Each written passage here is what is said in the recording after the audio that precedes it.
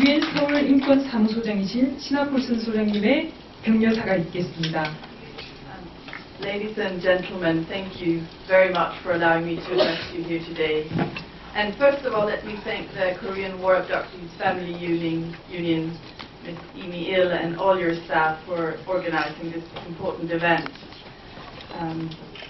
You apologized earlier for your soft voice, but I think your message you've proven today comes through loud and clear, and you are like a giant inspiration to me.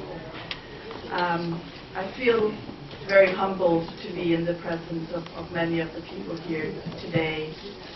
Those of you who've been personally touched by either the violation of abduction, of illegal detention, of torture or killing, or the other violations, without choosing to be part of this, but still turning these tragedies into a call for rights and for justice, speaking for a sister, a father, a son, a nephew, or a cousin, but in doing so, also speaking for so many others. There is now more than ample information, including accounts gathered by civil society and also documentation by the United Nations about North Korea's engagement in abductions, unlawful detention, torture and ill treatment, and judicial and extrajudicial killings. The experiences we will hear today span across decades and across continents, but they lead us back to one system which fundamentally fails to value the dignity and worth of every single individual, to his or her family, to his or her community, and to all of us. International human rights treaties firmly outlaw such violations. Therefore, the United Nations continues to document violations committed in North Korea, including where there are indications that they amount to crimes against humanity, because they are so widespread and so systematic. In recent years, we have stepped up documentation efforts, and there is stronger recognition in the international community of the violations. We in the UN are also continuing to build a comprehensive repository where information can be preserved and will be used in future justice or truth-telling processes. While we cannot hope to undo all the wrongs of the past, because we cannot, we can take steps towards ensuring non-repetition and ensuring that the truth comes out. We can take steps to ensure that those responsible are held accountable and the victims are remembered and are dignified. We will also, of course, continue to work closely with those individuals and organizations in South Korea and elsewhere who have been at the forefront of this work for decades, much longer than us. These days, there is a lot of talk about peace on the Korean Peninsula. The former Secretary General of the United Nations, Dag Hammarskjöld, said that our work for peace must begin with the private world of each of us. To build for man a world without fear, we must be without fear. To build a world of justice, we must be just. I say this because true peace can only be genuine and lasting if it has justice, dignity, and human rights at its very center. And this is another reason that all your work is so important as we speak here today. I'm sure that today's rally will be hard and that it will remind us how much work we have ahead of us. But I also hope that the rally will show that we have much strength when we work together. Thank you very much. 다음은 전 외교부 인권대사이시자 현 연세대학교 국제대학원 교수이신 이정훈 교수님의 기조연설을 듣겠습니다. 여러분 반갑습니다. 오늘 6.25 전쟁 납북인사 가족협의회의 주최로 6.25 전쟁부터 현재까지 한국뿐만 아니라 전 세계에서 북한에 의해 납치 및 억류된 피해자들의 문제를 다시 한번 조명하고 법적 대응을 모색하는 국제결의대회에 참여하고 기조연설까지 하게 되어 큰 영광으로 생각을 합니다. 오늘에 있었던 기자회견과 오늘 오전에 있었던 기자회견과 함께 이 결의대회가 소기의 성과를 낼 수 있기를 기원하는 바입니다.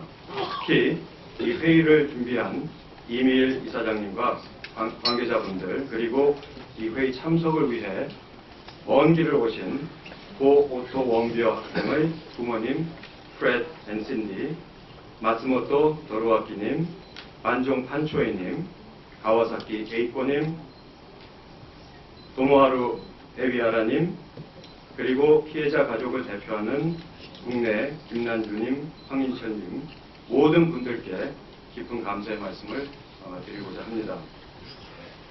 이번 국제결의대회는 대한민국을 비롯해서 일본, 태국의 납치, 억류 피해자들이 한자리에 모였다는 데 큰 의의가 있다고 생각을 합니다. 북한이 수십 년 동안 자행한 납치 및 억류 범행은 국제법상 분명 전쟁 범죄, 반인도 범죄에 해당됩니다.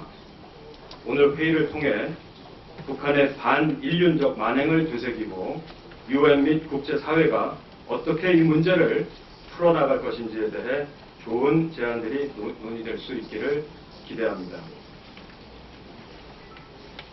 태어날 때부터 인간은 자유롭고 동등한 존엄성과 권리를 가지고 있다고 규정한 세계 인권 선언문이 1948년에 채택된 지 71년이 지났는데도 북한에서는 아직도 인권에 대한 범죄가 버젓이 저질러지고 있습니다.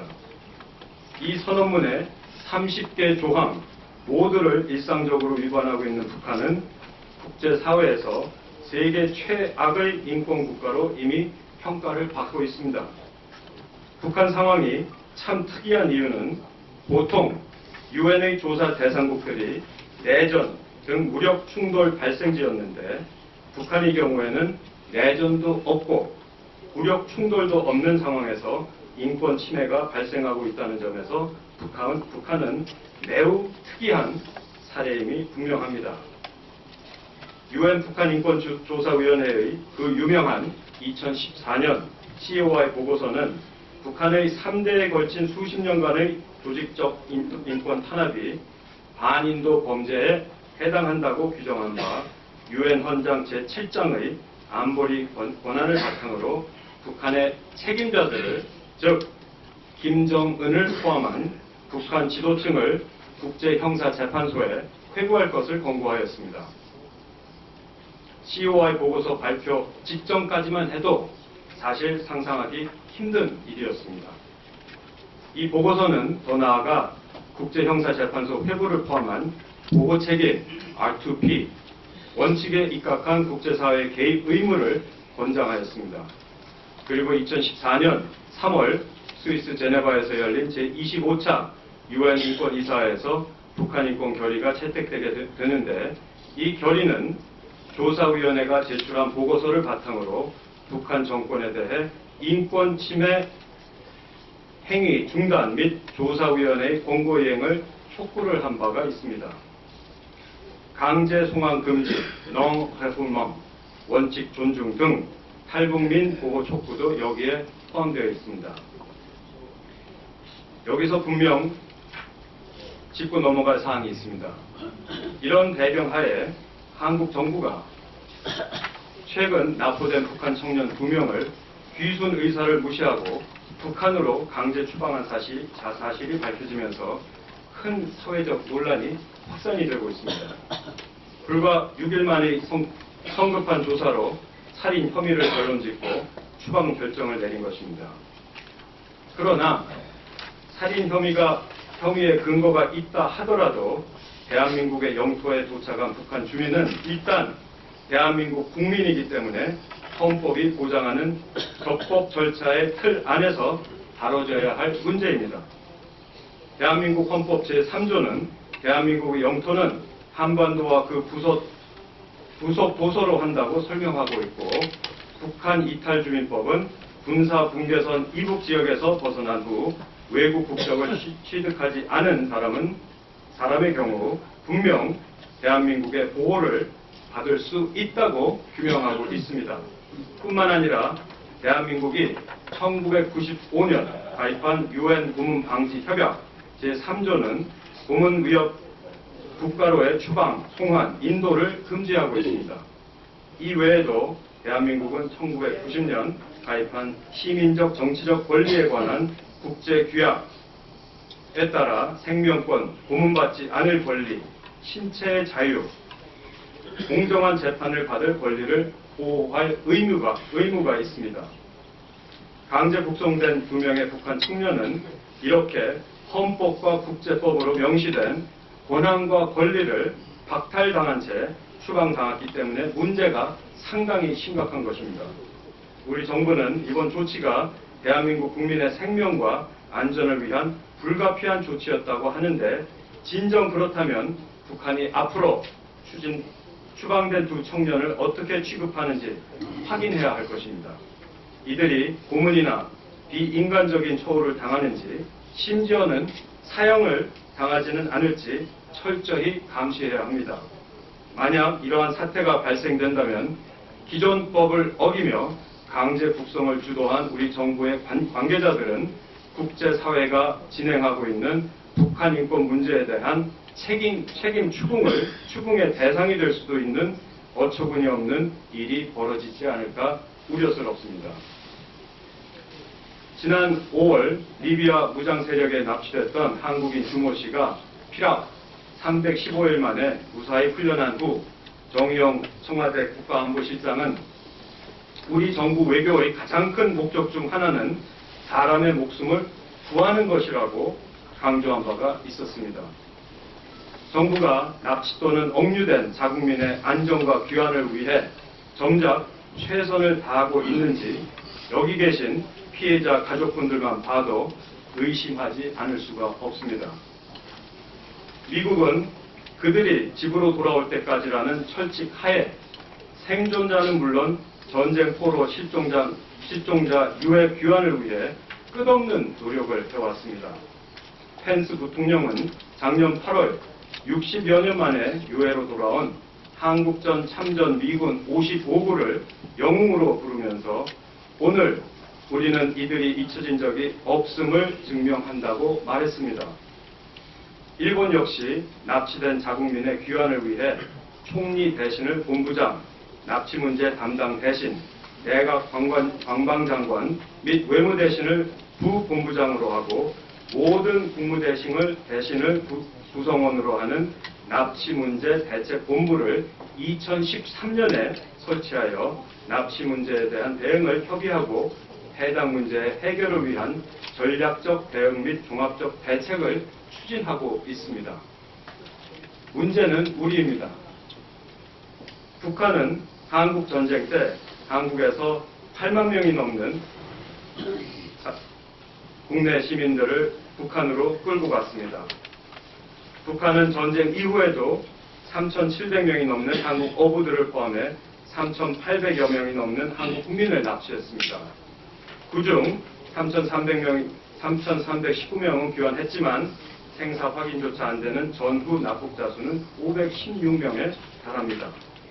1969년 12월에 공중에서 납치된 대한항공 여객기의 승객 51명 중 11명이 아직 가족의 품으로 돌아오지 못하고도 있습니다.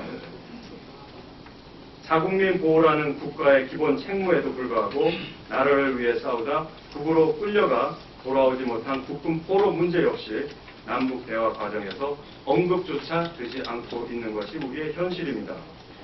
COI 보고서는 8만 2천 명의 한국군이 한국 전쟁 이후 실종이 되었고 5만에서 7만 명이 북한과 그 동맹 국가에 억류됐다고 추정했는데 대부분은 탄광 등에 배치돼 평생 고된 노동을 했고 고향을 그리다 돌아가신 것으로 판단이 됩니다. 2014년 기준으로 북한에 생존해 있을 것으로 추정되는 국군 포로 숫자는 500여 명 정도이지만 북한 당국은 정작 강제 억류 중인 국군 포로는 단 한 명도 없다는 주장을 펼치고 있습니다. 북한에 억류됐던 80명이 넘는 국군 포로가 성공적으로 탈북을 했음에도 말입니다. 지난 2년간 문재인 대통령과 트럼프 대통령은 김정은을 각각 3차례나 만났습니다. 그러나 이러한 인권 문제는 전혀 다뤄지지 않았습니다. 정작 우리 정부가 납북, 억류자 문제 해결을 자국민 보호라는 국가의 기본 책무로 인식하고 정책을 추진하고 있다면 앞으로의 모든 교류 및 대화는 북한에 억류되어 있는 납치 및 억류 피해자의 생사 확인과 귀환 시도에 맞물려야 합니다. 그렇지 않으면 자국민 보호라는 구호는 단지 말만 앞세운 허상이었음을 입증할 것입니다. 물론 지난 14일 유엔 총회 제3위원회에서 61개 나라가 공동 제안국으로 참여해 표결 없이 15년 연속 채택한 북한 인권 결의안에 공동 제안국으로 참여하지 않은 우리 정부에 큰 기대를 거는 건 무리일지도 모르겠습니다. 정부는 이번 공동 제안국 불참이 남북관계 복원과 비핵화 협상 추동을 위한 노력의 일환이라고 설명하고 있지만 설득력이 없습니다. 대북 인권 제재가 북한의 군사적 도발을 자극할지도 모른다는 부정적인 견해를 아직도 개진하고 있는 것입니다. 그러나 인권 유린을 못 본 채 한다 해서 언제 북한이 군사적 도발을 자제한 적이 있었는지 묻지 않을 수 없습니다. 북한 인권 개선을 위해 이젠 지적 단계를 넘어 적극적인 액션을 취할 때가 되었습니다. 수십 년 동안 국제사회의 감시망과 법적 규제를 교묘하게 피해온 북한에게 인권 문제는 분명 국제사회로부터 은폐하고 싶은 비밀일 것입니다. 그 비밀을 파헤치면서 벌까지 주겠다는 유엔과 국제사회가 얼마나 싫을지 대략 짐작이 갑니다. 같은 민족의 인권 유린에 침묵하는 것은 반국가 발상입니다. 침묵은 분명 범죄에 대한 방조 행위이기 때문입니다. 인권 침해 상황을 앞에 두고 스스로 눈을 감는 것은 정의롭지 못한 일이라고 생각을 합니다. 북한 인권 문제의 심각성 및 그 해결을 위한 노력의 필요성에 대해서는 이미 국제사회가 공감대를 이루었습니다. 자유통일을 지향하는 우리나라로서는 이 같은 시기에 더욱 적극적으로 그 역할과 책임을 다해야 할 것입니다. 북한은 우리 국민뿐만 아니라 전 세계 14개국의 국민을 납치해 강제 억류하고 있는 반인도 범죄 국가입니다. 이런 정권을 상대로 인권을 핵심 국정 목표로 설정해야 하는 이유는 간단합니다. 세계 인권 선언문 정신에 부합하고 인류 보편적 가치를 수호하는 행위는 명분이 있고 정당하기 때문입니다. 인권 보호는 국제사회의 대세입니다. COI 권고안에 걸맞는 인권 정책을 수립해서 통일 시대를 대비한 떳떳한 입장을 표명하고 경제 강국, 문화 강국 창출에 이어 인권 강국으로 도약해 자유 통일 시대를 하루빨리 맞아야 하겠습니다. 그 길만이 6.25 전쟁 납북 피해자, 정전 후 납북 피해자, 강제 억류 중인 국군 포로, 세계 각국의 강제 억류 민간인 피해자 등의 문제를 말끔히 해결할 수 있는 유일한 방법일 것이기 때문입니다. 오늘 회의 개최를 다시 한번 축하드리고 평소 북한 인권 개선을 위해 노력하시는 여기 오신 모든 분들께 감사의 말씀을 드리고자 합니다. 감사합니다. 또 사회를 맡으신 이희문 북한 자유인권 글로벌 네트워크 대표님께 마이크를 넘기도록 하겠습니다. 감사합니다. 일부 앞에 개회식에서 많은 분들에 대한 안내 인사가 다 자세하게 소개되었기 때문에 이 시간에는 그런 인사나 소개는 생략하도록 하겠습니다. 그래서 저에게 주어진 시간이 60분입니다. 5번의 증언이 있는데 6명이 참석했기 때문에 진행하는 게 한국의 역사적으로 굉장히 중요한 일입니다. 오늘 지소미아가 폐기가 됐고 앞으로 대북 관계와 그 다음에 한미 관계, 한일 관계가 어떻게 진행될지 정말 오리무중 속에 저희는 지난 수십 년 동안에 세상의 모든 독재국가와 공산국가가 외부의 침입이나 아니면 핵무기에 의해서 무너지지 않았다는 것을 분명히 알고 있습니다.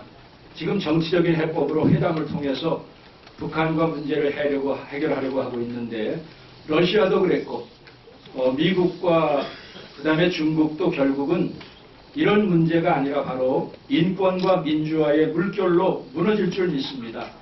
영어에 이런 말이 있습니다. Small difference makes a big difference.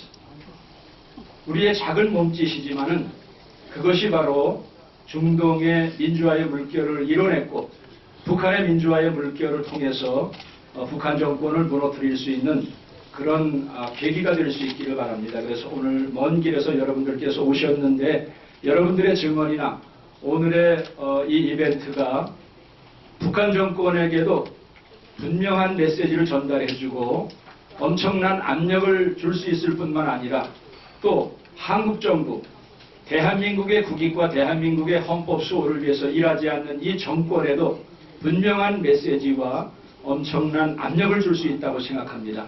그래서 우리 단체에서 오토원비어 부모님을 청와대 면담을 요청했지만 저희가 생각하듯이 거절을 당했습니다. 북한의 눈치를 보기 때문에 오토원비어의 가족을 면담을 하는 것을 흔쾌히 승낙을 할 수가 없습니다. 그러나 전 세계가 보고 있고 하나님이 보고 계시고 오늘 또 언론을 통해서 오늘의 행사가 전 세계에 나갑니다. 오늘 여기 참석하신 분들은 전 세계 14개국의 대표로 오셨습니다. 이 북한은 6.25 전쟁뿐만이 아니라 지금도 계속해서 war crime, 그 다음에 crime against humanity, 반인도적인 범죄를 지금도 계속해서 저지르고 있고 오늘 오전에 인터뷰에서 프레스 컨퍼런스에서 오토원비어 가족 어머님께서 이런 말씀을 하셨습니다. 이런 일을 통해서 정치적인 문제로 해결되는 게 아니라 바로 인권 문제로 해결될 것이라 그래서 북한 정권은 대화의 상대가 아니라 없어져야 될 상대다 그런 말씀을 하셨습니다. 그래서 오늘 여러 증언을 통해서 이런 분명한 메시지가 여러분들에게 전달되기를 바랍니다. 오늘 제1증언은 김남주 선생님, 한국전쟁 납북자 가족협의회 이사님이시고 아버님께서 6.25 전쟁 중에 납치를 당하셨습니다. 그래서 제1증언자로 김남주 선생님의 증언을 저희가 먼저 듣도록 하겠습니다. 안녕하십니까. 증언에 앞서 이 대회에 참석해 주신 오토원비어 부모님께 깊은 위로의 말씀드립니다. 또한 북한 전범자들에 의하여 자식을 잃은 오토원비어 부모님의 심정이나 저희 부모를 잃은 자식들의 심정이 같으리라고 봅니다. 저희 아버지는 1950년 8월 4일 12시 좀 넘어서 충무로에 있는 회사 사무소에서 인민군에 납치해 가셨습니다. 그 당시 저희 아버지의 연세는 42살이었고 서울에서 전기관계 사업을 운영하셨고 서울 상공회의소 부회장, 대한청년단 임원으로 활동을 하셨습니다. 또한 산업박람회에서 이승만 대통령으로부터 감사장도 받았습니다. 그날도 어느 때와 똑같이 모시 정장을 입고 출근하셨는데 점심때 회사에서 전화가 왔어요. 사장님 납치돼 가셨다. 그 소리를 듣고 백방으로 수송을 해야 모른다고 합니다. 그래서 저희 가족들은 틀림없이 저희 형제들이 많으니까 저는 그 당시 1남 1녀의 5째입니다. 초등학교 5학년 12살이었고요. 저희 형들은 다 의용군에 끌려간 나이입니다. 그래서 틀림없이 이놈들이 오리라고 보고 대책을 세워서 문을 두들기면 형들이 다 담 넘어서 피신한 후에 문을 열기로 작정을 하고 기다렸는데 아니나 다를까 12시 반경에서 대문을 열리는 소리가 났어요. 그래서 형들이 전부 담 넘어서 피신하는 걸 확인하고 상당히 지체됐죠. 문을 열었더니 인민군 둘이 권총으로 저를 막 부살하면서 이 깐나 새끼 왜 이제 나왔냐. 그래 막고 이렇게 보니까 앞에 집차가 있는데 인민군 둘이 있고 뒤에 아버지가 거기 계셨어요. 그래서 아버지 하고 부르니까 아버지도 저를 보고 제 이름을 부르면서 나오려고 그러는데 입차에 있던 인민군들은 제 아버지가 무차히 구타하고 저를 잡고 있던 두 놈들 저도 엄청 부탁당했어요. 그래가지고 아버지가 이제 차에서 오다가 그냥 그런 분한테 어떻게 맞았는지 그냥 뭐 개그듯이 끌려서 차에 타고 저는 그냥 이 사람들한테 끌려 들어왔어요. 그것이 우리 가족으로서 제 아버지 구타당하면서 납치된 현장을 얻게 한 우리 가족 중에 저밖에 없어요. 이놈들이 들어오더니 대뜸 하는 말이 이 반동들 이승만 외래도 당하고 잘 살았구나.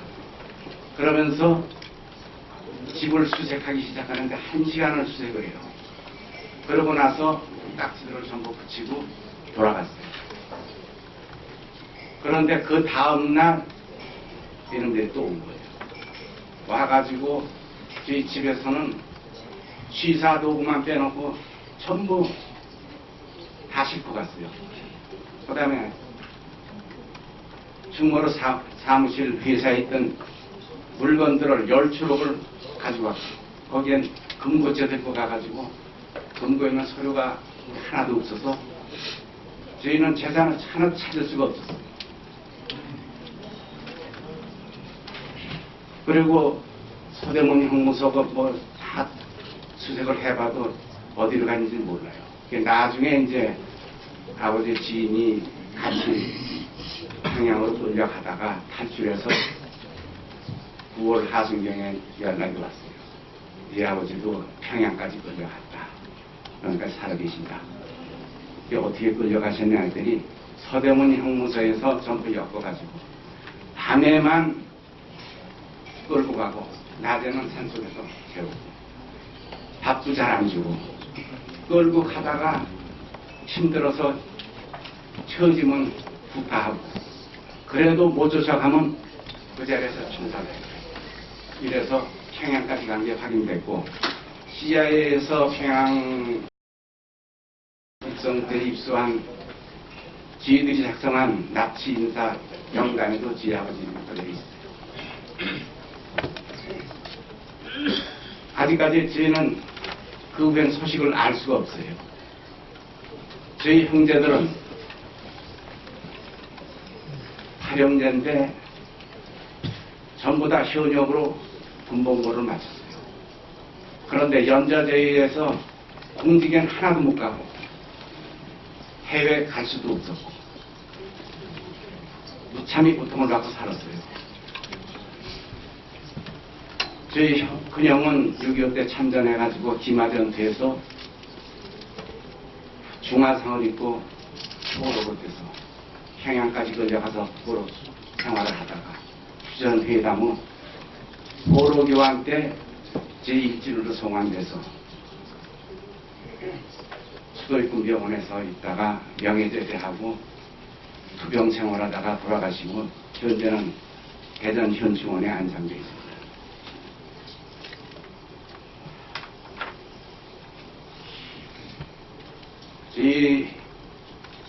지금 군함매 중에서 6이 다 사망했고 제5위로 86된 형 하나, 저 81인 저 76된 동생 하나만 지금 남아있어요. 근데 형도 지금 투병 중이에요. 지가 바라는 거는 지 살았을 때 통일이 돼서 북한에 가서 그간의 아버지의 흔적을 좀 찾는 게 소원입니다. 연좌제 때문에 해제될 때까지 무지무지한 고통을 받고 참 비참하게 살았습니다. 그때 빼앗겼던 금고 때문에 현재도 한 4건을 찾았어요. 찾았는데 전부 국고로 들어가 있어요. 그 재판에서 3건 찾았는데 2건 패소했고 지난달에 한 건 또 찾은 거 지금 법원에 계류 중입니다. 아마 또 패소할 것 같아요. 이 지금 아버지가 납치돼 가셔서 그걸 증명을 못해서 이래서 이래 됐다 해도 법원에서 인정을 안 해요. 그래서 하여튼 통일되는 날까지 우리 살아있을 때까지 통일이 돼서 직접 흔적을 좀 찾아보고 싶습니다. 그리고 우리 가족회에 대해서 간단히 한 말씀 드리겠습니다. 현재 가족회는 전쟁 중인 1950년 공식 창립되어 1960년까지 활동했던 6.25 사변 피납치인사 가족회의의 정신을 이어 2000년 11월 60여 가족이 모여 재결성되었습니다. 2000년 첫 남북 정상회담 후 열린 기자회견에서 당시 김대중 대통령의 납북자 480여 명의 문제를 해결하겠다는 공식 언급에 우리는 놀라서 재결성된 가족회는 전쟁 중 납북된 약 10만 명의 지시인과 지도자 그리고 청장년들의 존재를 알리고 문제 해결을 위해 활동해왔습니다. 재결성 직후 피해 가족들은 정부의 전쟁 납북자의 존재를 알렸지만 명부가 없다 하여 인정해주지 않았습니다. 가족회는 전쟁 납북자 명부를 비롯한 문헌자료 발굴에 나섰고 2002년 마침내 1952년 당시 정부가 작성한 82,959명의 인적사항이 수록된 6.25 사변 피납치자 명부를 찾아 공개했습니다. 2005년 한국전쟁 납북사건 자료원을 설립했고 발굴한 상당한 분량의 국내의 문헌과 사료들을 납북 후 탈출자 및 납북자 목격자 증언으로 진행하여 한국전쟁 납북사건 사료집 1권과 2권을 발간하였습니다. 또한 납북자 인적사항에 관한 분석 연구 통계로 전쟁 납북 피해가 불가항력적인 불특정 다수의 일반전 전쟁 피해자와 전혀 다른 치밀한 사전계획 아래 조직적으로 필요한 대상자를 선별하여 사형한 북한의 전쟁 범죄에 해당함을 밝혔습니다. 가족회는 이러한 자료들을 근거로 국회특별법 입법을 추진한 결과 2010년 6.25 전쟁 납북 피해 진상규명 및 납북 피해자 명예 회복에 관한 법률에 제정되었습니다. 제정된 특별법에 따라 2017년 6.25 전쟁 납북 피해 진상 조사 보고서가 발간되었고 파주 임진각에 국립 6.25 전쟁 납북자 기념관이 건립 개관되었습니다. 그러나 우리 활동의 궁극적 목적은 북한이 납북 범죄 사실을 시인하고 납북 피해자들의 진심으로 사과한 후 행사간의 납북자를 송환하여 북한의 납북 범죄에 대한 법적 책임을 물어 처벌하고자 하는 데 있습니다. 하지만 북한은 지금까지 전쟁 납북자는 한 명도 없다는 새빨간 거짓말로 그 어떤 소식도 알려주지 않고 있습니다. 70년이 지난 지금 저희 부친을 비롯한 전쟁 납북자들이 이미 돌아가셨거나 가셨다고 추측되지만 북한에 무참히 희생된 전쟁 납북 범죄에 대한 법적 책임을 반드시 물어 처벌함으로써 저 사악한 북한 악마 집단을 끝장내야 합니다.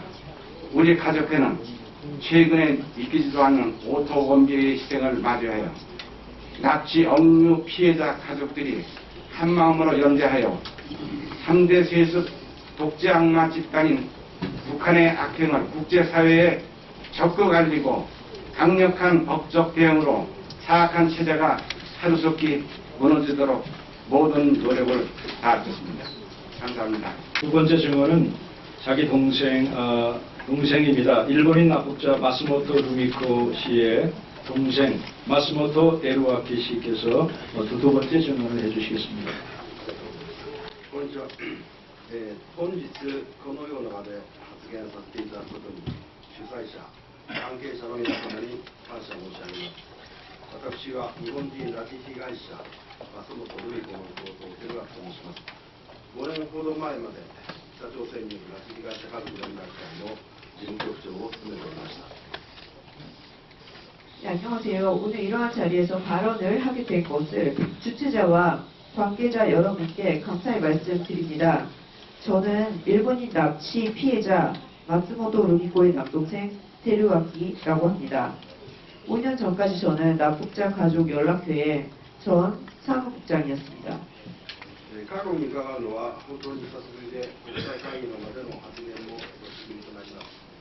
ご存知のように、2002年、時の北朝鮮の指導者、金正日が日本人拉致被害者の存在を認めて17年という日が経ってしまいました。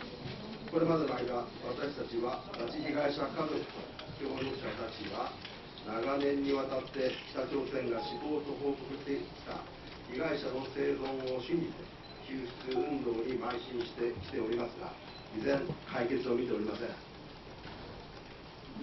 저는 한국에 온 것이 매우 오랜만입니다.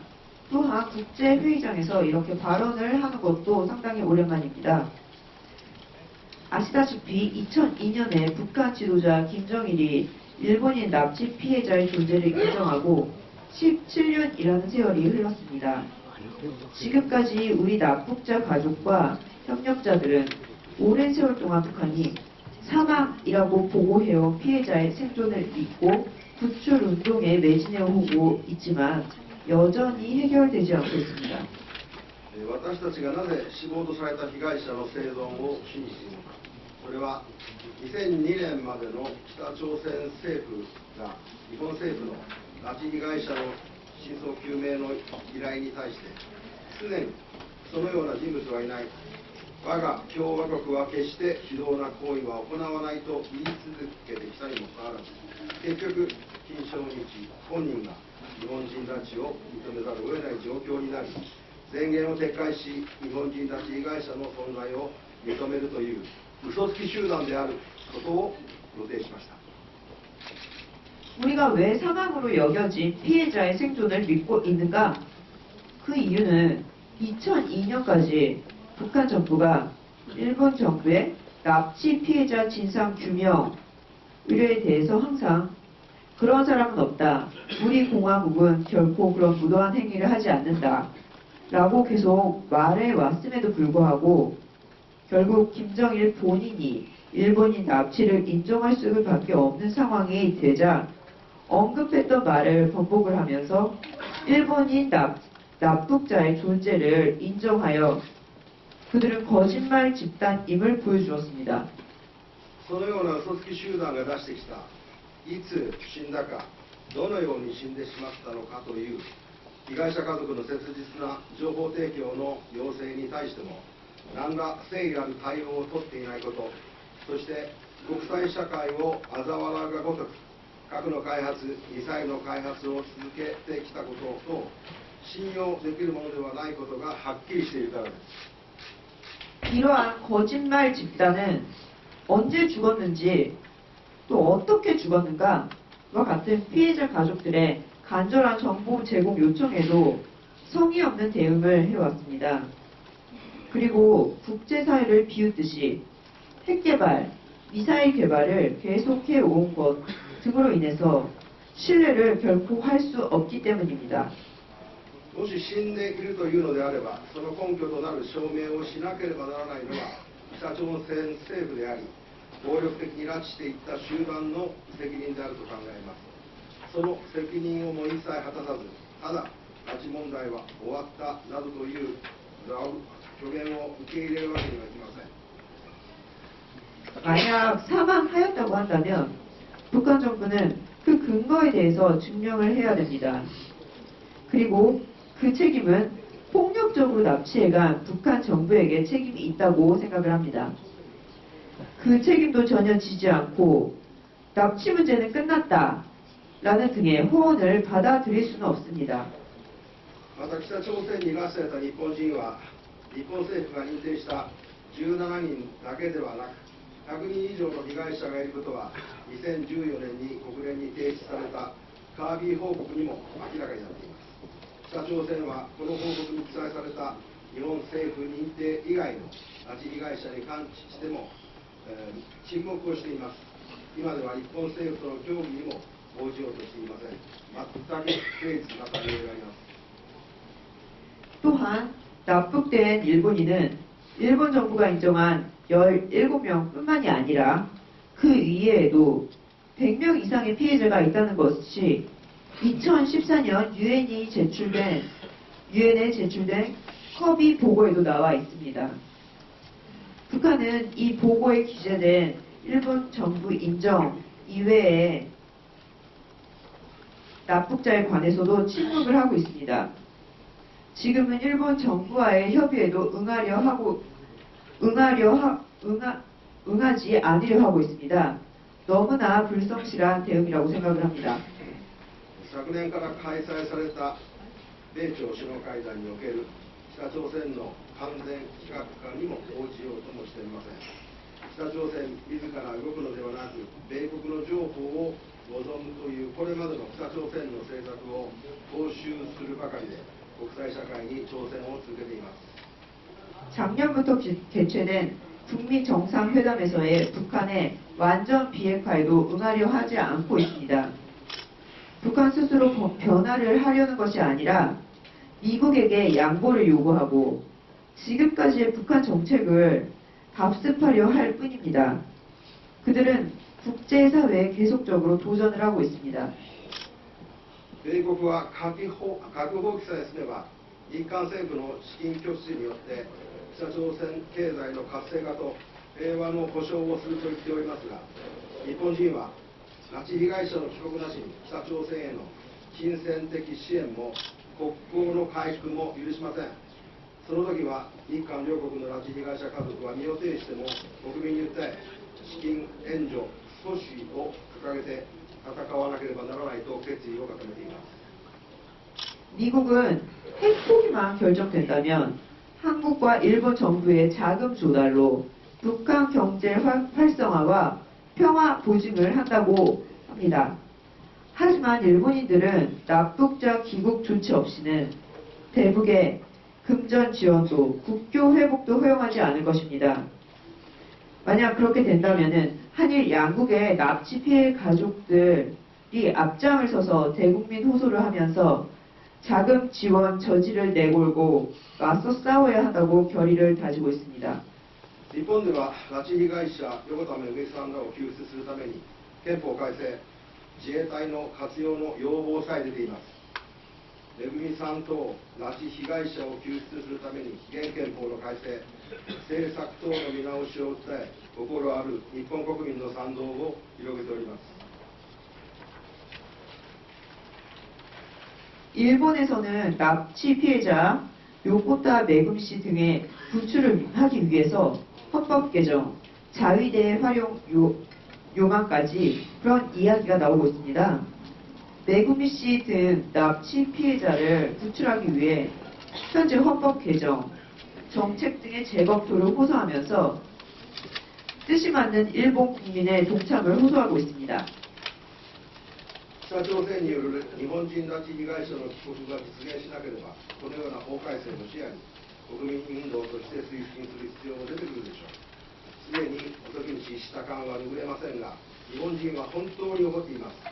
理由もなく幼い少女や若者たちを暴力的に連れ去った北朝鮮の行為を 북한이 일본인 납북자의 귀국을 실현하지 않는다면 이러한 법 개정을 위해서 국민 운동으로서 추진할 것입니다. 너무 늦은 감이 있긴 하지만 일본인들은 매우 분노하고 있습니다. 이유도 없이 어린 소녀, 젊은 사람들을 폭력적으로 끌고 간 북한의 행위를 朝鮮戦争下で行われた韓国人拉致で家の大黒柱を失ったご家族の無念とご苦労を思えば残機の念に耐えません。あれから60年過ぎた今でも何ら解決していない皆さんのご苦労や活動に敬意を表するとともに、家族を拉致されるという同じ被害に遭った日本人家族との連携の中で拉致被害者の帰国と早期真相究明に力を合わせていきたいと思います。 한국 전쟁 하에서 이루어진 한국인 납치, 이로써 집안의 기둥을 잃은 가족들의 억울함과 그 슬픔은 이루 말로 표현할 수가 없습니다. 그로부터 60년이 지난 지금도 아무것도 해결되지 않은 채 그대로인 여러분들의 수고와 그간의 활동에 경의를 표합니다. 그리고 동시에 가족이 납치되었다는 동일한 피해를 입은 일본인 가족과의 연계 속에서 납치 피해자의 귀국과 조기 진상 규명을 위해 힘을 모아 나아가고자 합니다. 北朝鮮は金王朝の崩壊という危機に陥らなければ他国との交渉に応じようともしないことはこれまでの北朝鮮の政策から明らかです。 북한은 김씨 왕조의 붕괴라는 위기에 빠지지 않는다면 다른 나라와 협상을 하지 않을 것이라는 것은 지금까지의 대북 정책을 보면 알 수 있습니다. 私たちはこれまで同様国際社会に対して北朝鮮政府の非道さと悪辣さを訴えて外的圧力を強くしていかなければならないと確信しています。会場の皆さん、北朝鮮の大きな人権侵害を是正するため朝鮮半島の平和のために共に戦っていきましょう。私たちは決して諦めません。ありがとうございました。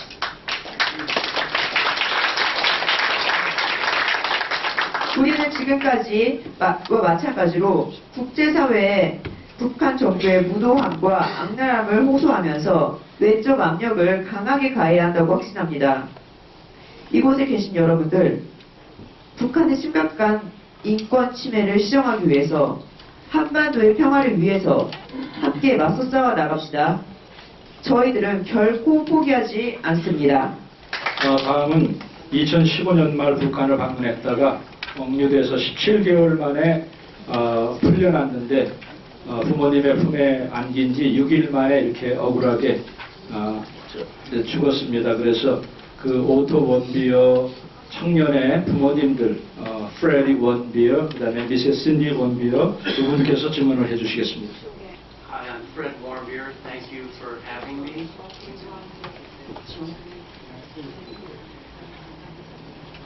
Everyone knows Otto's story. It was played on TV. It wasn't private, so we can't. Everybody knows. And when he came home and I watched him die in the hospital, I made a commitment to him that I was going to do something about this. And so the journey began. And so we went to our government and said, we want to sue North Korea. They said, you can't sue a country. There's no law for that. So unless they are listed as a state sponsor of terror. So Cindy and I worked with our government. We lobbied the Congress and the Senate, and then it took about a year, and then President Trump named North Korea as a state sponsor of terror.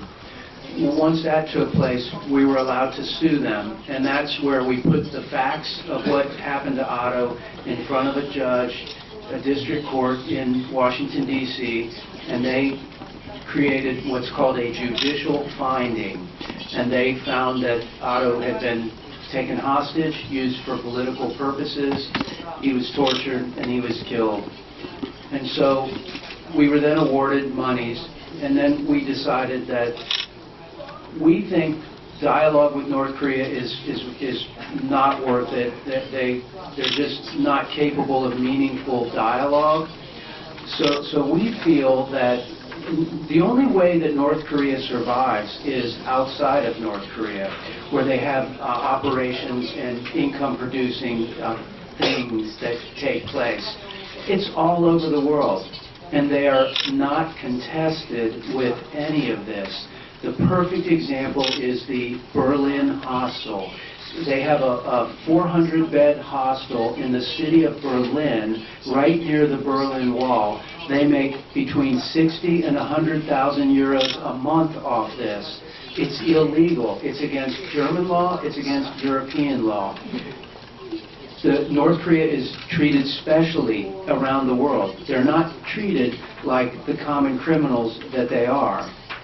If we treat North Korea like the common criminals that they are, and we force them outside of North Korea to obey the rules, perhaps that will start dialogue with them. We think it will, but even if it doesn't, the rules must apply to North Korea. They don't apply to North Korea here in South Korea. I'm saddened that Hwafu and the other people that have been abused by North Korea, they have no voice. And that's not right. So my hope is that you can discover ways to work with your government so that it's a government for you, and you need the tools to deal with North Korean abuse. And so that's what Cindy and I do, and it takes a long time. It took a year to make them a state sponsor of terror. It took another year for the lawsuit, and then we've had some successes. We were part of the Wise Honest that was taken from North Korea. We were involved in that, and we're proud of that. That took one of the largest coal ships out of their fleet. And that's all you can do to these people. You do enough of this for them, and they will change their behavior. And that's my commitment. It's so nice to be far from home and have so many people care about Otto.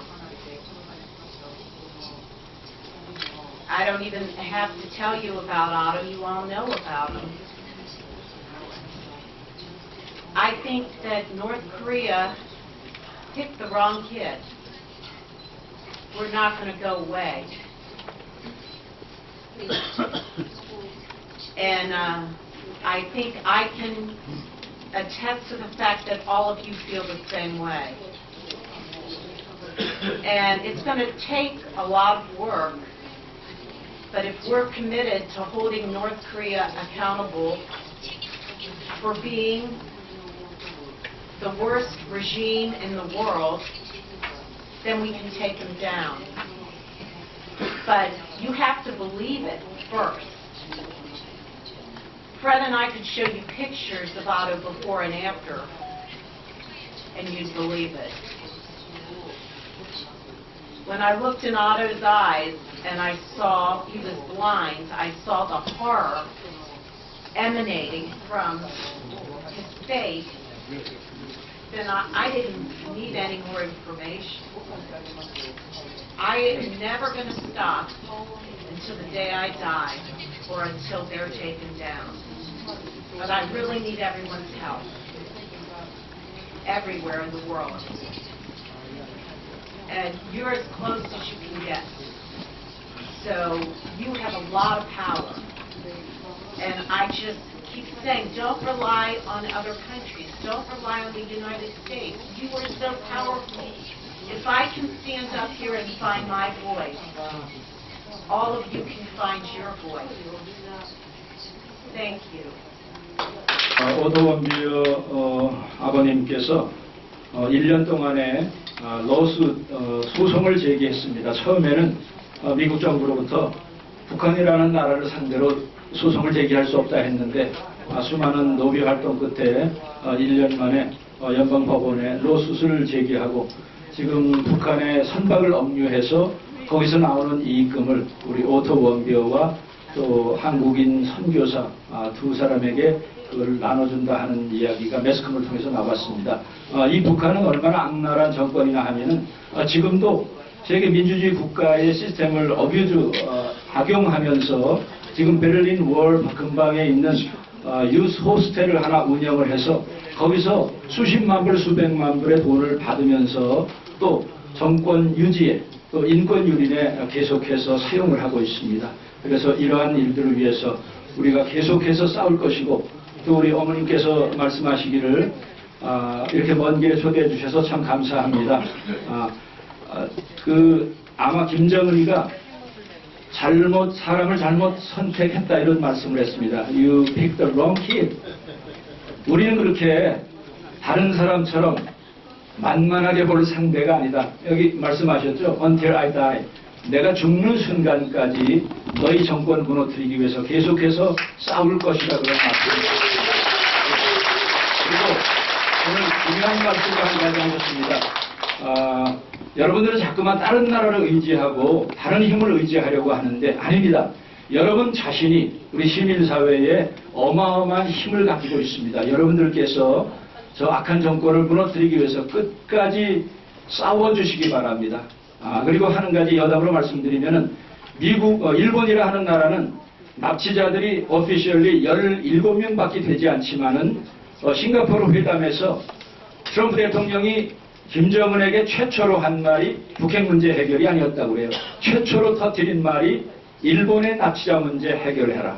여러분, 우리나라는 전쟁 납치자만뿐만이 아니라 전후 납치자가 수십만 명이 되는데 소위 인권 변호사가 하는 이 촛불 대통령은 단 한마디도 우리 국민의 인권에 대해서 요구를 하지 않았습니다. 그래서 더 이상 이런 대통령에게 우리가 요구한다 하는 것은 무리고 우리 자신이 여기 6.25 납북자 인사가족협의회를 비롯해서 여러분들이 계속해서 그 북한 정권 무너뜨리기 위해서 힘을 합치고 싸워야 될 줄 믿습니다. 감사합니다. 우리 다음 발표는 자기의 삼촌이죠. 아노치 판초이의 조카 되시는 반정 판초이 우리 태국 우리 납북자 가족께서 증언을 해주시겠습니다.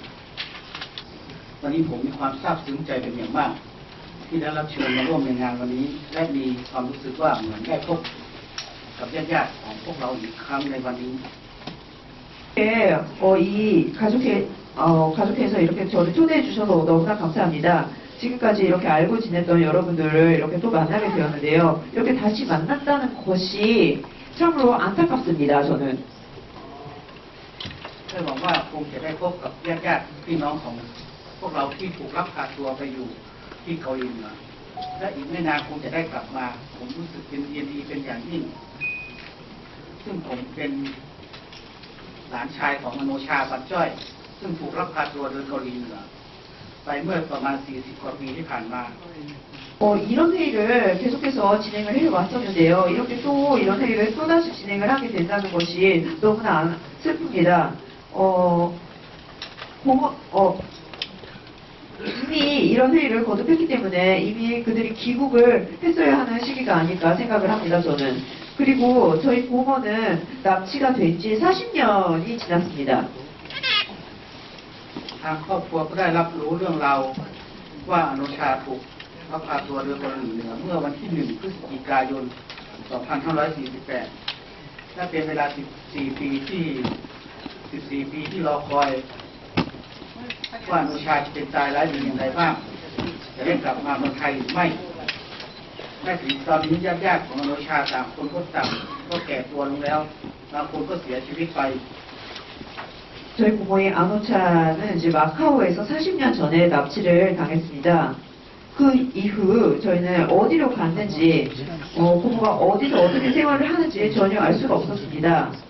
그런데 약 14년 전에 11월에 그것이 북한의 납치였다는 것이 판명이 났습니다. 그 후 저희들은 계속 기다렸습니다. 부모가 귀국하기를. 하지만 이렇게 오랜 시간이 지나는 동안 아노차의 오빠도 아노차의 아버지도 사망을 해버리고 말았습니다. พ่อและพี่ก็เสียชีวิตแล้วซึ่งผมเป็นรุ่นหลานก็ได้แต่ติดตามข่าวของอนุชาได้เรียกร้องขอให้หลายๆหน่วยงานช่วยติดตามตัวอนุชาให้กลับมาบ้านให้ได้อนุชาซึ่งเป็นเสาหลักของครอบครัวและเป็นญาติผู้ใหญ่ของกระผมที่เหลืออยู่เพียงคนเดียวดังนั้นกระผมซึ่งเป็นตัวแทนของญาติอนุชาขอกราบขอบพระคุณที่ให้ผมมาแสดงเจตนารมณ์ในวันนี้ด้วย 저희 아노차 고모를 찾기 위해서 여러 군데 수소문을 계속해 왔습니다. 세국 정보 등에도 수소문을 하고 정보 요구 소식 수집을 했지만 전혀 소식을 알 수가 없었습니다. 그리고 지금까지 오랜 세월 동안 고모의 귀국을 기다리고 있습니다. 왜냐하면 고모는 저희에게 소중한 가족이기 때문입니다. ตอนนี้ขอกล่าวถึงคุณพ่อของอนุชาท่านได้เป็นทหารมาร่วมรบเมื่อสงครามเกาหลีมาถึง2 รอบท่านเป็นทหารกองเกินและถูกส่งตัวมาร่วมรบที่สงครามเกาหลีและมาถึงรุ่นลูกคืออนุชาซึ่งถูกลักพาตัวโดยเกาหลีเหนือมาถึงรุ่นผมหลานก็ได้มาเกาหลีใต้มาร่วมประชุมสัมมนาเรื่องถูกลักพาตัวโดยเกาหลีเหนือรู้สึกว่าครอบครัวของผมมีความสัมพันธ์มีความเกี่ยวพันกับชนชาติเกาหลีใต้เกาหลีเหนือ 여기서 안호차 고모의 아버지에 대해서 조금 정보를 말씀드리겠습니다. 제 조부이기도 한데요. 일단 저희 고모 안호차의 아버지는 6.25 한국전쟁에서 태국 군인으로서 한국 측에 서서 싸웠었습니다. 그런데 그 아버지의 딸이라고 할 수 있죠. 저희 부모가. 안호차는 북한에게 또 납치를 당하게 된 것입니다. 그리고 저는 안호차 고모의 이제 조카가 되는데요. 저는 이 안호차 고모의 납치 사건으로 인해서 몇 번이나 한국 땅을 계속 방문을 해오게 되었습니다. 이렇게 저희 가족은 3대에 걸쳐서 북한과 관련해요. 사건이 계속 지금까지도 해결이 되고 있지 않습니다. ดังนั้นกับผมอยากเรียกร้องไปถึงผู้นำคิมจองอึนให้โปรดยอมรับการลักพาตัวของอโนชาและญาติๆของพวกเราทุกคน และโปรดส่งตัวกลับมาพบกับญาติพี่น้องที่รอคอย ซึ่งเวลา 40 กว่าปี เป็นเวลาที่ทรมานมากทั้งชีวิตและจิตใจของอโนชาและญาติๆที่รอคอยว่าวันไหนหนออโนชาจะได้กลับมาสู่มาตุภูมิอ้อมกอดของญาติๆพี่น้องที่รอคอยมา 40 กว่าปีที่ทรมาน 저희 가족들은 40여 년 동안도 고모가 납치가 되고 나서 너무나 힘든 세월을 보냈습니다. 언제 저희 고모 안호차가 돌아올까? 저는 김정은에게 말하고 싶습니다. 저희 고모를 빨리 하루빨리 돌려달라고. 우리 가족들은 고모를 계속 기다리고 있습니다. 하루빨리 시급히 우리 고모를 돌려달라고, 귀국시켜달라고 말하고 싶습니다. กับผมซึ่งอยู่เมืองไทยไม่ค่อยได้รับการช่วยเหลือและความสนใจจากประชาชนชาวไทยและรัฐบาลไทย มีแต่ทางเกาหลีใต้ญี่ปุ่นและทางสหประชาชาติที่ยังเป็นความหวังของกับผมอยู่ณเวลานี้ถึงตอนนี้กับผมขอกราบขอบคุณท่านที่อยู่ร่วมงานนี้ในที่ประชุมในวันนี้ด้วยนะครับขอบพระคุณครับ 저는 태국에서 생활을 하더라도 태국 정부에서 이런 납치에 대한 이런 지원을 전혀 받고 있지 못합니다. 너무 안타까운 일입니다. 하지만 이런 상황에서 제 희망은 한국 분들이 이런 장을 마련해 주시는 것, 그리고 또 일본 정부, 일본 분들이 이런 장을 마련해 주시는 것, 또는 유엔에서 이런 장을 만들어줘서 저희를 지원을 해 주시는 것이 저의 유일한 희망이고 희망입니다. 따라서 이런 활동들로 인해서 해결이 곧 될 거라고 생각합니다. 그래서 오늘 이런 중요한 장에 저를 초청을 해 주셔서 너무나 감사하다는 말씀을 드립니다. 감사합니다. 오늘 1세션의 마지막으로 1969년에 강릉에서 칼기 납치 사건 여러분 기억하실 것입니다. 그때 아버님이 납치되셨는데 그때 어린아이였던 그 아들이 이렇게 장성해서 아버님의 송환을 위해서 지난 수십 년 동안 이렇게 싸우고 있습니다. 우리 마지막으로 황인철 씨, 우리 황인철 대표 증언을 듣겠습니다. 예, 안녕하세요. 저는 1969년도 칼기 납치 피해자 가족회 황인철입니다. 오늘 이 자리에 이렇게 많으신 분들이 참석해 주시고 그리고 지금은 고통과 아픔을 갖고 계심에도 불구하고 여기까지 와주셔서 참석해 주셔서 너무나 감사드립니다. 감사합니다. 저는 아버지가 계시는데 저는 단 한 번도 아버지 얼굴을 못 봤어요. 아버지가 손길에도 한번 만지고 싶었는데 단 한 번 만지지를 못했습니다. 학교 다닐 때 엄마한테 엄마 아버지 어디 계셔? 어머니가 말씀하셨어요. 너희 아버지는 MBC PD시고 지금 현재 미국에 출장 중이시고 그리고 크리스마스 때는 돌아오신답니다. 저는 그 말을 듣고 1년마다 크리스마스 때마다 아버지를 기다렸습니다. 근데 아버지는 돌아오지 않으셨어요. 그래서 저는 아버지가 나를 미워하시는가 보다 라고 하면서 오해했습니다. 저희 어머니가 왜 저희 아버지에 대해서 그렇게밖에 표현하지 못했을까요? 산자도 아니시고 그렇다고 돌아가셨다고 얘기도 하지 못하고 어머니 또한 마찬가지로 크리스마스면 돌아올 거야 라고 하시면서 어머니 또한 기다리셨습니다. 그것이 하루가 지났고 이틀이 지나서 일주일이 갔고 한 달이 가고 1년이 가고 벌써 50년입니다. 2019년 12월 11일이 바로 칼기 납치 사건이 발생한 지 50주년이 되는 날입니다. 결국 저는 아버지의 얼굴을 50년 동안 보지를 못한 것이고 저희 어머니는 그 사건 이후로 해가지고 받은 충격에서 아직도 헤어나지 못하고 계시고요. 그러나 사회와 정부는 이거 참 해결하기 어려우니까 잊어버려라 라고 하는 강압적인 아주 불신에 찬 그리고 불법적으로 강요를 하고 있습니다. 근데 나만 있게 된 줄 알았더니만 이교 나쁜 인사 이 누님들, 형님들부터 시작해가지고 너무나 더 많은 시간들이 흘러가며 그 고통들은 줄어들지 않고 있습니다. 이 사진 속의 작은 아이가 바로 저고 저를 끌어안으신 분이 바로 저희 아버지셨습니다. 아버지는 저를 너무도 사랑해 주셨고 가족에 대해서 굉장히 헌신적인 분이셨습니다. 그러나 단 하나, 출장을 가기 위해서 비행기를 탑승했다는 그 이유 하나로 북한에 강제 억류된 지 벌써 50년이 되고 저희 가족들은 생사조차 확인하지 못하고 있습니다. 제가 2001년도부터 저희 아버지를 만나야겠다라고 생각을 하면서 지금까지 온 지 지금 19년이 되고 이제 그 20년이 되어가거든요. 진행해 보면서 알고 또 알고 있는 그것도 발견하는 것들 단 한 가지였습니다. 저희 아버지가 북한에 강제 억류될 이유가 이 지구상에 단 한 가지도 없다는 것. 그럼에도 불구하고 우리는 그거를 받아들여야지만이 되는 그리고 정치적인 부분에서 부담을 느낀다라고 하는 어떤 그런 프레임에 우리는 그냥 가족을 그냥 고통성에서만 놓여져 있는 이 상태. 저 진짜 이해가 안 가요. 정부가 이야기하는 것이 무엇이냐면 북한이 납치 문제를 부인하기 때문에 해결의 방도가 없다라고 하는 데서 시작을 했습니다.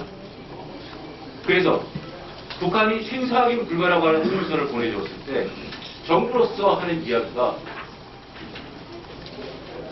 정부는 이산가족 상봉을 위해서 북한 측에 접수를 하고 북한이 어떠한 답변을 준다 해도 정부로서는 대처 방안이 없다라는 말이었어요. 대처 방안이 없어? 그런 대처 방안이 있으면은 그 대처 방안을 통해서 정부가 하면 되겠네. 최소한 헌법과 국제 규범에 따라서 움직여야 되는 자유 대한민국이 바로 우리 정부이니까요. 그래서 시간이 지나면서 어떤 것이 잘못돼가지고 내가 아버지의 얼굴도 아버지를 한번 만나지 못하나라고 했더니 단 한 가지였습니다. 제 아버지가 북한에 강제 억류될 이유는 단 한 가지도 없었고 국제법으로나 국제협약이거나 우리 가족이 이렇게 찢어진 이유가 단 한 가지도 없었어요. 제가 구체적으로 해가지고 말씀드리게 되면 북한은 납치 문제를 자해한 1차적 가해 국가이고요. 대한민국 정부는 정치적인 거나 외교적인 차원에 있어가지고 이 문제를 다루기가 어렵다고 해서 외면하고 있는 1차 가해자와 전혀 다르지 않은 가해국입니다. 제가 그 이유에 대해서 하나씩 말씀드리겠습니다. 1969년도 12월 11일 날 납치를 당했어요. 그리고 북한에 하이제킹 당했습니다. 승무원과 승객 51명이었습니다. 그 중에 한 명 간첩을 제외하고 50명이 납치를 당한 것이죠. 국제사회에 빗발치는 비난 여론에 의해서 북한이 1970년도 2월 4일 날 전원 송환을 약속해 줬습니다. 근데 돌연 약속을 어기고 1970년 2월 14일 날 승객 39명만 송환을 해줬습니다.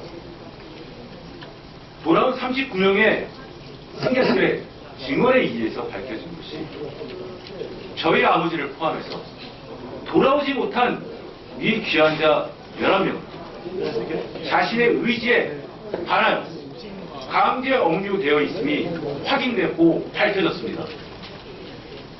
그래서 국제적시사위원회 ICRC가 북한 당국에게 조속한 송환을 요구를 했어요. 칼 나쁜 미개한 시민들 송환하라. 북한이 답신한적으로 거절합니다. 거절한 이유는 딱 한 가지였어요. 남으로 돌아가지 않는 자들은 자의에 의해서 북한에 머무는 것이다. 그래서 다시 한번 요구를 했습니다. 너희들의 주장이 그렇다고 하면 제3국과 제3자를 통해 가지고 자유이사만 확인하자. 자유이사만 확인하자. 북한이 거절했습니다. 그래서 1970년도 제17차 특별총회 이카오 국제민간항공기구에서 불법적으로 압류된 항공기와 승무원과 승객들의 조속한 송환을 촉구하는 결의문이 채택이 되었고요. 1970년 9월 9일 유엔안전보장이사회 제286호 결의문에 따라서 모든 유관 당국자들에게 조속하게 송환을 이룰 수 있도록 협조해달라고 하는 결의문이 만장이 채택이 됐습니다. 그리고 1970년도 제25차 유엔 총회에서 항공기 불법 탈취에 관한 규탄 결의안이 만장일치로 통과됐음에도 불구하고 아직까지 저희 아버지를 포함하여 시베리인들은 가족들을 만나지도 못하고 생사조차 확인하지 못하고 있는 상황입니다. 민간항공기 불법 납치 행위는 그 어떠한 경우에도 예외 없이 인도와 기소를 이행해야 됩니다. 이것이 이 세상의 정의입니다. 그렇기 때문에 누구든 지금 현재 항공기를 자유롭게 타고 나의 안전을 거라고 믿었기 때문입니다. 항공기 불법 납치 억제에 관한 이 협약에 북한이 비준했다라고 한 그 순간 저는 너무도 충격을 받았습니다. 내 아버지가 북한의 강제 억류가 될 이유는 단 한 가지 없는데 인권을 무시한 외교와 정치적 사안에 의해가지고 이 사건의 해결의 실마리를 갖지 못하는구나. 1999년도에 저는 이산가족 상봉을 신청했습니다. 북한이 2006년도 6월 달에 행사하기 불가라고 하는 통지서를 보내주었는데 제가 진짜 이해가 안 가는 게요. 북으로 납치당한 제 아버지가 살아계셔도 북한에 계실 것이고 돌아가셔도 북한에 계실 것인데 생사 확인 불가라고 하는 그 답변 자체가 도저히 믿을 수가 없었고 용납할 수가 없었습니다. 그래서 정부에 찾아가서 다음에 후속 대책을 요구를 했어요.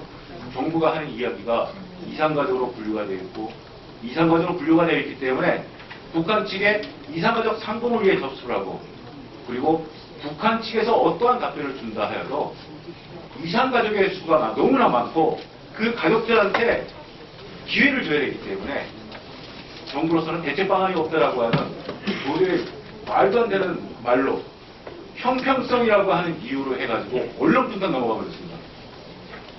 근데 더 웃긴 거는 어떠한 것이냐면 거기에 대해서 바라보고 평가하고 판단할 수 있는 그러지를 못했다고 하는 거예요. 제가 너무나 가슴이 아팠어요. 저는 2011년도에 조선접시자위원장과 통일정성부장 앞으로 해가지고 편지를 썼습니다. 내 아버지의 생사환과 송환 그리고 돌아오지 못한 칼 나쁜 미개한 시민들의 생사환과 송환을 촉구하는 편지를 썼는데 바로 판문점에서 북한이 거절을 했어요. 그래서 제가 대한접시사사를 찾아갔습니다. 북한이 나의 편지를 거절했다. 인도적 차원에서 거절한 북한을 대한접시사 총재 명으로 해가지고 국제접시자위원회를 통해서 다시 한번 북한 당국에게 제 아버지를 포함한 11명에 관한 생사환과 송환을 위한 전문을 보내달라고 요구했어요. 1970년도 당시에 했던 거죠. 북한이 2011년도 11월 달에 그 답변을 ICRC로 보내줬는데 여전히 똑같은 답이었어요. 1970년도 당시에 보냈던 남으로 돌아가지 않는 자들은 자유에 의해서 북한에 머무는 것이며 이들의 생사 확인은 불가능하다고 하는 답변이었습니다. 근데 제가 접한 모든 것들은 저를 이해해주는 단체와 이해해주시는 분들 외에서는 다 저한테 얘기하는 것이 이랬습니다. 뭐 그래서 어쩌라고? 그게 지금 무슨 상관이야?